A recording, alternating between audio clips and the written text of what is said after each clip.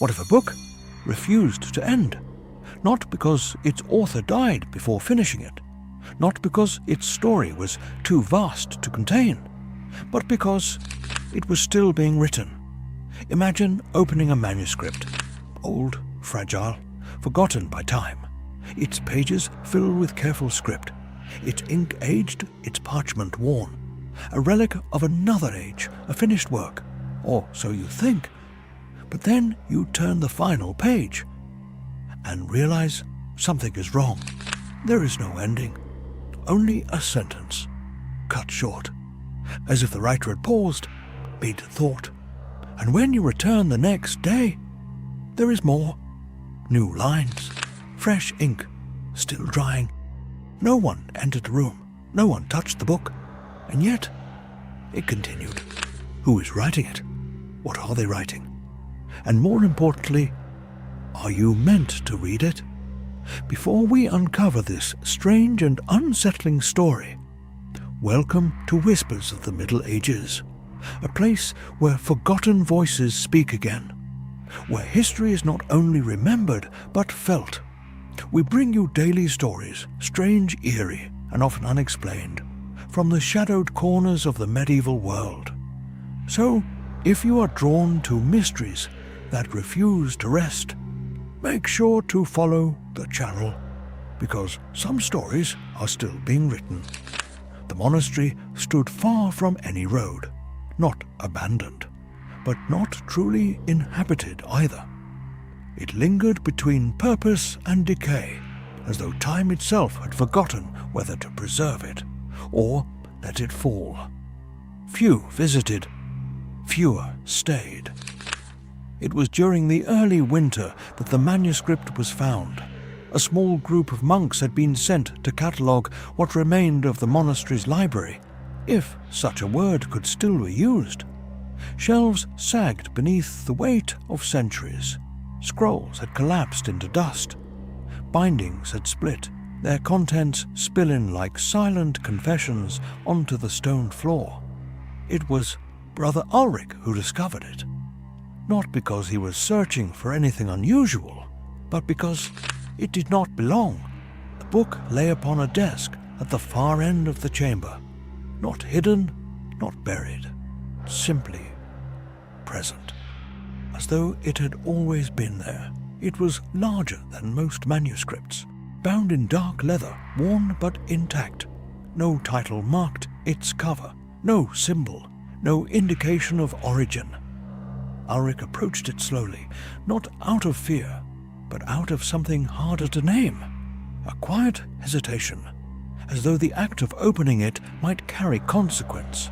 Still, he did. Inside, the pages were filled, line after line of precise, careful writing. The script was elegant, disciplined, almost reverent in its consistency. Not the hurried work of a scribe racing against time, but something deliberate, measured, endless. He turned page after page, each filled, each complete, until he reached the end, or what should have been the end. The final page bore writing yes, but it stopped abruptly, mid-sentence. Not with a flourish, not with conclusion, but with interruption, as though something had halted the hand that wrote it, or the hand itself had simply ceased. Ulrich closed the book, said nothing, and yet the unease remained. The next morning he returned, not out of duty, but compulsion. The book was where he had left it, unmoved, undisturbed.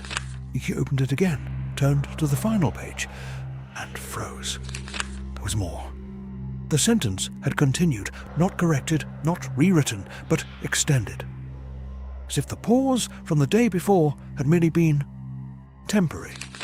The ink was darker, slightly wet. Ulrich touched it. It smudged beneath his finger.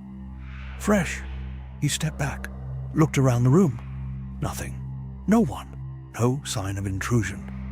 He said nothing to the others. Not yet, because to speak of it would make it real.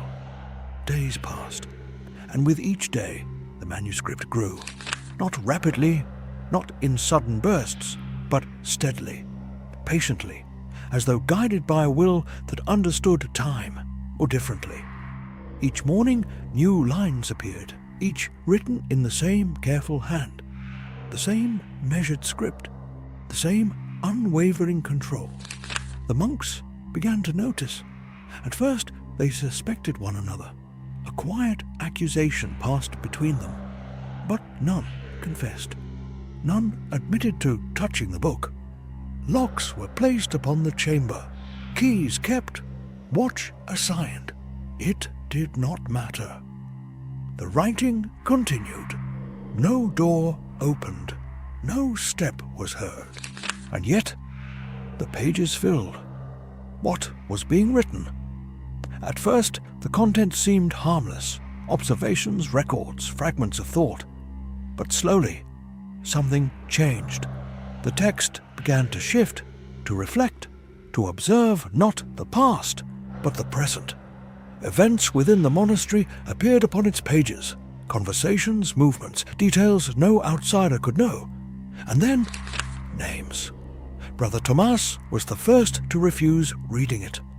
Not out of disinterest, but fear, because he'd seen something, his own name, written, not as record, but as narrative, describing him, his thoughts, his doubts, his private fears, things he had never spoken, things he had barely admitted to himself. And beneath that, a line, incomplete, as though awaiting something. He stopped reading, closed the book, and would not return. But others did. Curiosity proved stronger than caution, until they too began to find themselves within its pages, not as readers, but as subjects. What is a story when it begins to write you? The monks debated in hushed voices, not openly, never openly. Was this divine, a test, a revelation, or something else entirely? Something that did not write history, but consumed it. And then came the most troubling realization of all. The manuscript did not describe what had happened. It described what would. On the last night, Brother Ulrich returned alone. The chamber felt different, not colder, not darker, but aware. He approached the book, opened it, turned to the final page, and there he saw himself, not as he was, but as he stood at that very moment, reading, and below that, new words began to form, not written, not drawn, but appearing, slowly, deliberately. He watched as the sentence completed itself, and beneath it, another began. He did not read it, because he understood. Some things are not meant to be known before they occur. Some stories are not meant to be finished. The next morning, the manuscript was gone. No trace, no mark, no explanation, and the chamber stood empty, and the monks spoke of it no more. But sometimes, late at night, when the wind falls silent and the walls seem to listen, there are those who claim they can still hear it. The faintest sound, not of footsteps, not of voices, but of something far quieter, the slow, endless sound of writing. If you found such a book, would you read it? Or would you close it before it begins to write you? Whispers of the Middle Ages, where every story hides a shadow, and some shadows write back.